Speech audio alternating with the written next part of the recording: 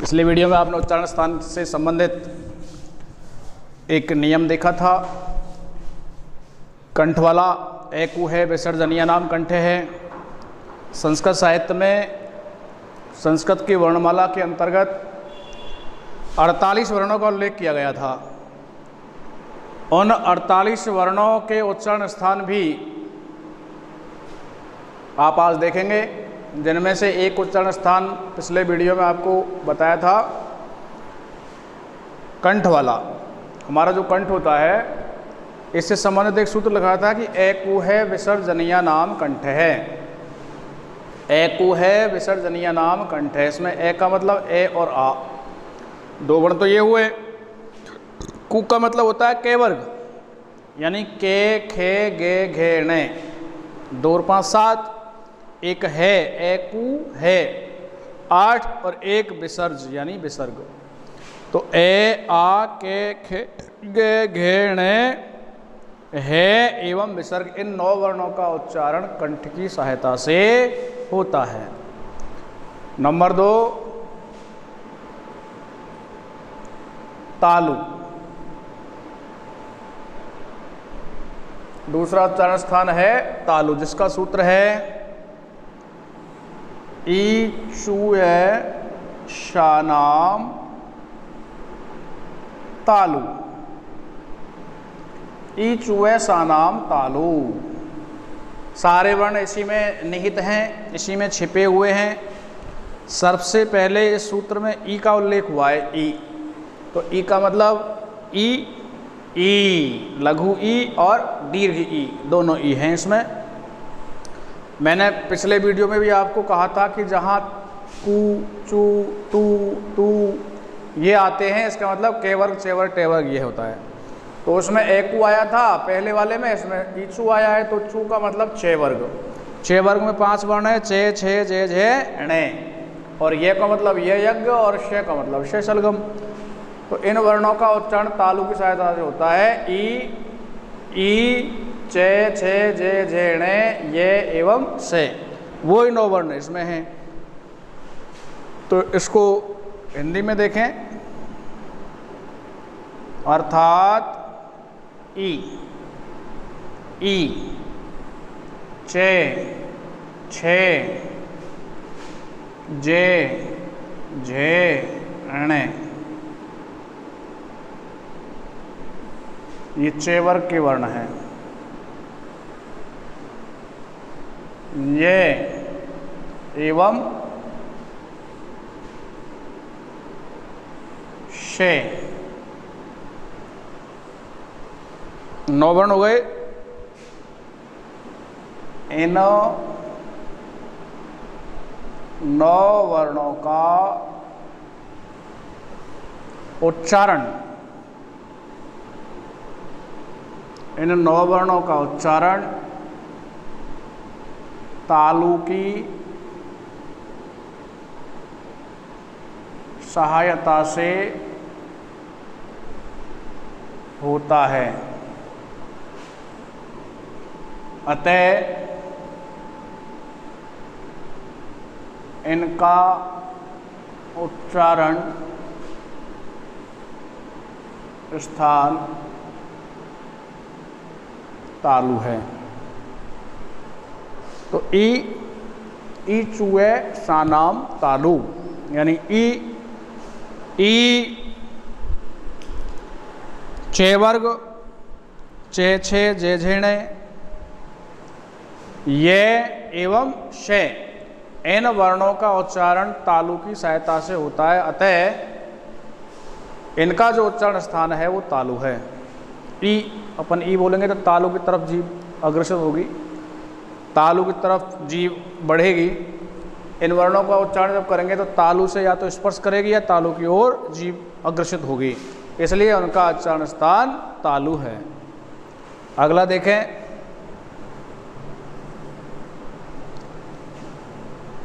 रेटोर शाणाम मूर्धा। रेटोर शाणाम मूर्धा, इसमें भी वही है, री का मतलब वही, छोटी री और बड़ी री।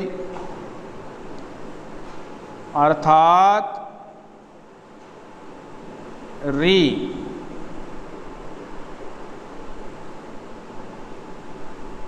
री टू का मतलब टे वर्ग, यानी टे, ठे, डे, ढे, णे, रे एवं शे। वही 9 वर्ण इसमें हो गए। इन 9 वर्णों का उच्चारण मूर्धा, मूर्धा की सहायता से होता है। अतः इनका उच्चारण स्थान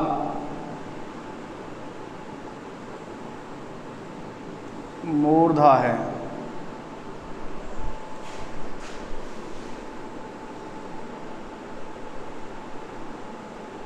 आपने देखा, आप मनी मन री, रे,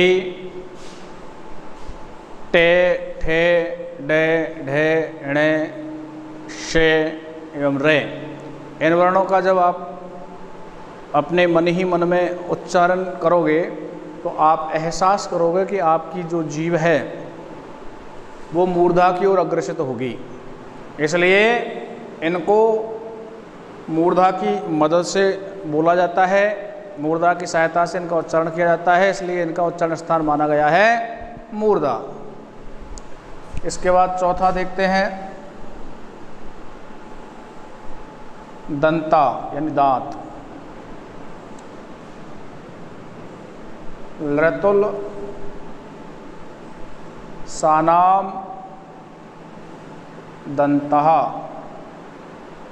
लृतुल सानाम दंतः, लृतुल। अब देखते हैं ली। लरी तो एक ही होता है, छोटा वाला इसका बड़ा होता ही नहीं है। तो लरी एक आया तू, तू का मतलब ते वर्ग, और ते वर्ग में आते हैं ते, थे, दे, धे, ने।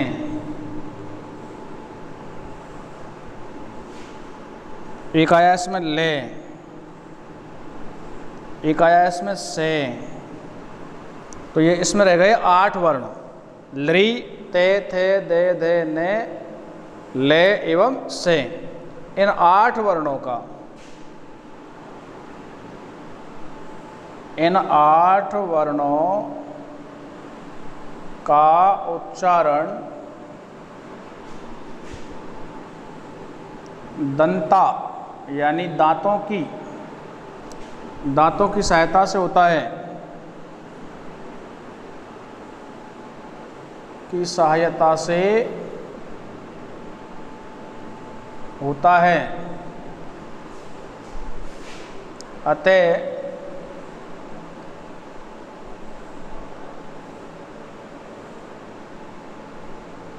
इन 8 वर्णों का उच्चारण स्थान है दंता।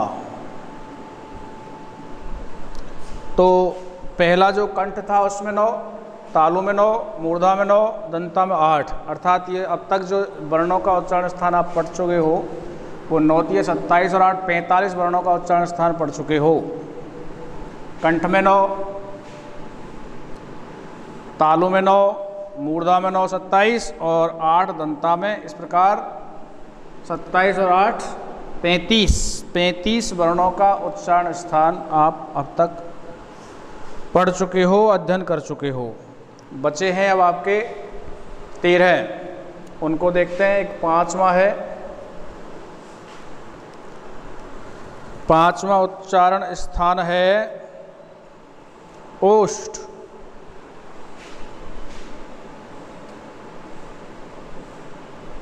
ओष्ठ यानी होठ। उपपद्यमानीयनाम ओष्ठौ, सूत्र है इसका उपपद्य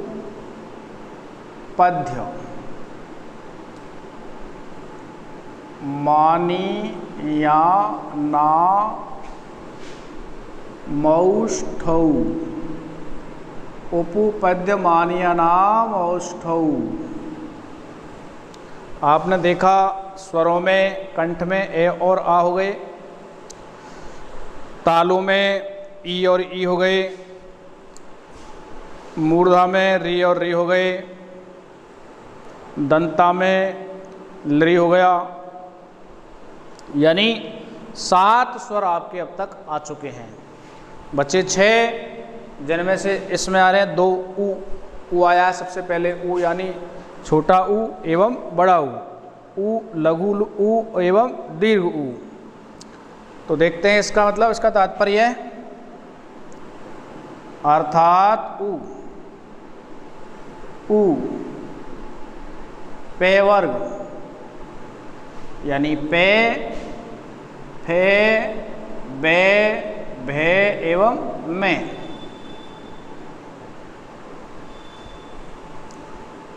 तो 5 और 2 7, इसमें 7 ही हैं। इन 7 वर्णों का उच्चारण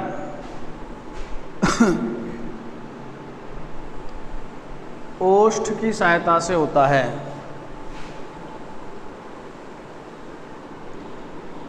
सहायता से होता है। अतः इनका उच्चारण स्थान है ओष्ठ। आप इनका उच्चारण करोगे, आप इनको बोलोगे उ, पे, फे, बे, भे, में। उ का उच्चारण करोगे तो दोनों जो होठ हैं इस प्रकार से हो जाएंगे। उ बड़ा उ बोलोगे तो उ, पे बोलेंगे पे, फे, बे, पेवर को बोलेंगे तो दोनों होठ भिड़ेंगे, दोनों होठों का स्पर्श होगा, इसलिए इनका उच्चारण स्थान ओष्ठ माना गया है। तो ओष्ठ में केवल 7 हुए, उ, पे, फे, बे, भे, में। 35 पहले हो चुके, 7 अब हो गए। 35 और 7 42। 42 वर्णों का उच्चारण स्थान हम लोग अध्ययन कर चुके हैं, पढ़ चुके हैं। अब 6वां उच्चारण स्थान देखेंगे। 6 वर्ण और बच रहे हैं अपन के।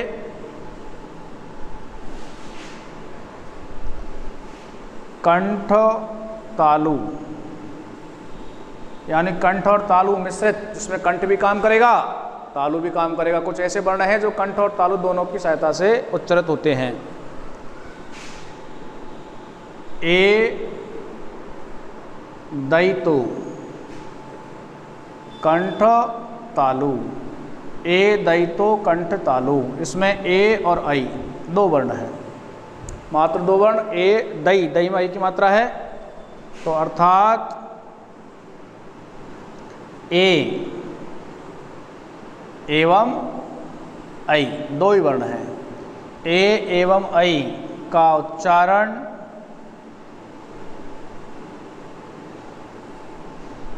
कंठ तालु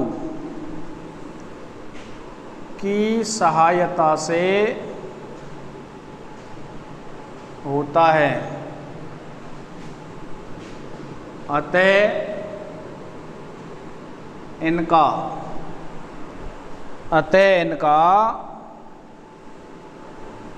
उच्चारण स्थान है कंठ तालु। ये दोनों की मदद से होते हैं। ए कंठ पे भी जोर पड़ा, जीभ तालु की ओर अग्रसित होगी। ए ऐ कंठ और तालु, कंठ पे तो जोर पड़ता है और जीभ तालु की ओर अग्रसित होती है, इसलिए इनका उच्चारण स्थान है कंठ तालु। 42 और 2 44। एक और है कंठोष्ठम। सातवां ओ दौतो कंठोष्ठम। ओ दौतो कंठोष्ठम, इसका मतलब ओ और दौ में औ की मात्रा दो ही वर्ण इसमें है, अर्थात ओ एवं औ का उच्चारण कंठोष्ठ यानी कंठ और ओष्ठ दोनों से, कंठोष्ठ की सहायता से होता है।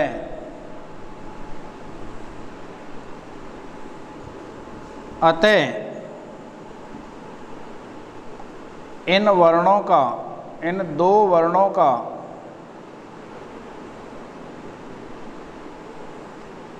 उच्चारण, अतः इन दो वर्णों का उच्चारण स्थान है कंठोष्ठम। ओ औ, ओ और औ का जब उच्चारण करेंगे तो ओ कंठ पे भी जोर पड़ेगा और होठ भी इस प्रकार से बन जाएंगे, ओ औ, इसलिए इनका उच्चारण स्थान माना गया है कंठोष्ठ। 44 पहले हो चुके 44 वर्ण और दो ये हो गए 44 और 2 46। और देखते हैं सब। नंबर 8वां है दंतोष्ठ। दंतोष्ठ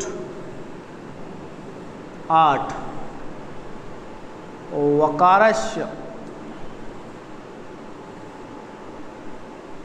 दंतोष्ठम, वकारस्य दंतोष्ठम, इसमें केवल वे है बस, अर्थात वे का उच्चारण दंतोष्ठ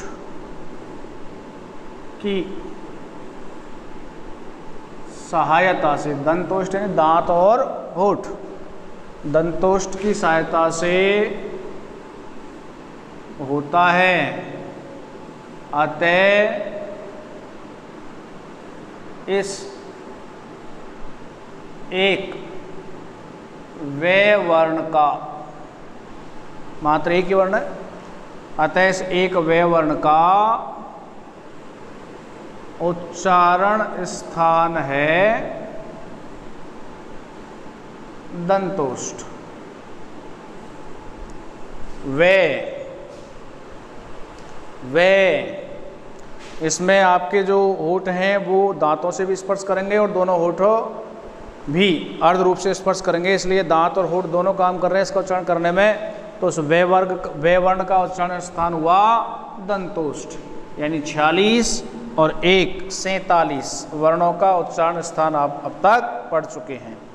अब देखते हैं साहब, एक घट रहा है कोई सा, 48 वर्ण बताए, इनमें से एक वर्ण और घट रहा है। तो देखते हैं आप, पहले स्वरों को देखते हैं, 13 स्वर हुए कि नहीं हुए, कोई स्वर तो नहीं घट रहा है। कंठ में देखा आपने ए आ, तालु में देखा आपने ई, उपपद्यमानीय नाम में देखा आपने ओष्ठों में उ, मूर्धा में देखा री, दंता में देखा लरी, ए दौतों में देखा ए आई, ओ दौतों में देखा ओ और औ, अर्थात 13 स्वर तो कंप्लीट हो चुके हैं। इसके बाद में व्यंजन वर्णों को देखते हैं। आपके कंठ में आ गए पांचों वर्ग, यानी 5 वर्ण के वाले 5 वर्ण, एक आ गया इसमें विसर्ग, एक आ गया इसमें हेहल, यानी 9 वर्ण 7 वर्ण उसमें हुए 2 स्वरों को काट करके, 9 थे टोटल। और के खे गे घेणे हो गए, उसमें चे छे जे झेणे हो गए, इचुसा नाम तालु में, टे ठे डरेण हो गए रटुसा नाम मूर्धा में, थे थे दे देने हो गए लतुसा नाम दंता में, पे फे बे में हो गए ओष्ठों में। और ये, रे, ले, वे ये भी हो चुके हैं अलग अलग सूत्रों में।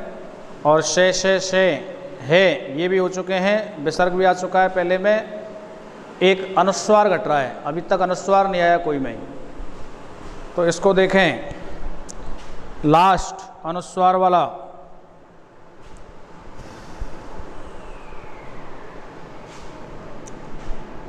नंबर 9 नासिका।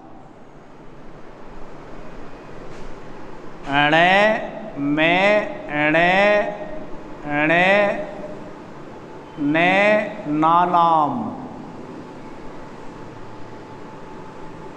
नासिकाचे। एणे में, एणे, एणे, ने, नानाम, नासिकाचे। तो इसमें क्या करना भैया, नानाम नासिकाचे, एणे में, एणे, एणे, नानाम, नासिकाचे।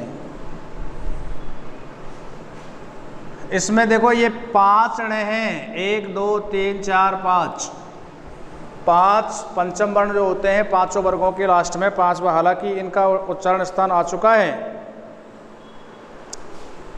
इनका उच्चारण स्थान आ चुका है, लेकिन ये दोबारा स्पेशल रूप से अगर देखा जाए इनको, हालांकि वर्गों के साथ इनको आना पड़ा। 5 वर्ग हैं, वर्ग में एक वर्ग में 5 वर्ण होते हैं, तो वर्णों के अनुसार इनको अपने प्रत्येक वर्ग के साथ आना पड़ा। लेकिन अगर स्वतंत्र रूप से अगर इनका उच्चारण देखा जाए तो इनका उच्चारण स्थान नासिका है। इनका उच्चारण नाक की सहायता से होता है, अतः इनका उच्चारण नासिका है। एक अनुस्वार का इसमें नहीं आया, तो इसके अथवा में ही है वो अनुस्वारस्य नासिका चे। तो देखते हैं, णे, में, णे, णे, ने एवं अनुस्वार। तो ये 48वां है अनुस्वार। हालांकि ये पहले आ चुके हैं, किंतु ये वर्गों के लिए आए थे वहाँ पर। लेकिन अगर केवल ये पूछे कि णे का उच्चारण स्थान क्या है तो नासिका बताना है, मैं का उच्चारण स्थान क्या है नासिका बताना है, णे का उच्चारण स्थान क्या है नासिका, इस णे का नासिका, नैनल का नासिका, अनुस्वार का भी नासिका। एवं अनुस्वार का उच्चारण नासिका की सहायता से होता है, अतः इन वर्णों का वास्तविक उच्चारण स्थान, वास्तविक उच्चारण स्थान नासिका है। इनका उच्चारण नाक की सहायता से हुआ, इसलिए इनका जो वास्तविक उच्चारण है वो नासिका है। हालांकि मैं पहले ही बता चुका हूँ कि णे, णे, में, णे, ने ये जो 5 पंचम वर्ण जो हैं अपने वर्गों के साथ भी आ चुके हैं, अलग अलग उच्चारण स्थानों के साथ। लेकिन अगर स्पेशल इनको पूछा जाए कि णे का उच्चारण स्थान कौन सा है, में का उच्चारण स्थान कौन सा है, ने का उच्चारण स्थान कौन सा है, तो 5 वर्गों का उच्चारण स्थान है नासिका। एवं अनुस्वार का भी उच्चारण स्थान है नासिका। तो इस प्रकार संस्कृत वर्णमाला के जो 48 वर्ण थे, 13 स्वर एवं 35 व्यंजन, इन सब का उच्चारण स्थान आपने यहाँ पढ़ा, अध्ययन किया, देखा, व्याख्या के रूप में देखा, सूत्रों सहित देखा, तो ये इनके उच्चारण स्थान है। अतः वर्णों का उच्चारण स्थान नाम का जो प्रकरण है वो हमारा पूर्ण हुआ। इसके बाद में अगला टॉपिक लिया जाएगा आपका संधि का, क्योंकि वर्णों की सहायता से ही संधि वाला टॉपिक कंप्लीट होता है। इसलिए पहला टॉपिक लिया था हमने वर्ण वाला, वर्णों की सहायता से संधि होती है। तो अगले टॉपिक में डाल रहे हैं आप संधि, जिसकी परिभाषा है वर्ण संधानम संधि। छोटी सी है संस्कृत भाषा में, वर्ण संधानम संधि, अर्थात वर्णों के संधान को संधि कहते हैं। वर्णों के मेल को संधि कहते हैं। आपने मित्रता करते हुए देखा है, मानवों को मानव मित्रता करते हैं, लेकिन कभी यदि आपने बारीकी से देखा हो तो पशु भी मित्रता करते हैं। एक पशु दूसरे पशु के कान में मुंह डालता है, इसका मतलब वो कुछ न कुछ कर रहा है, कह रहा है, या फिर उसकी जो रेंकने की रंभाने की आवाज़ है उसके माध्यम से वो कुछ संकेत देता है, अपने मालिक को संकेत दे सकता है या दूसरे पशु को संकेत दे सकता है, तो वो एक मित्रता का रूप है। पशु मित्रता करते हैं, मानव भी मित्रता करते हैं, इसी प्रकार वर्ण भी मित्रता करते हैं। जब दो वर्ण आपस में नज़दीक आते हैं, पास में आते हैं, तो उनको मिलकर के एक तीसरा वर्ण बनता है, तो उस परिवर्तन को और उस परिवर्तन को विकार भी कहते हैं, तो वो विकार अथवा परिवर्तन ही संधि कहलाती है। इस संधि प्रकरण को आप विस्तार से अगली वीडियो में देखोगे। धन्यवाद।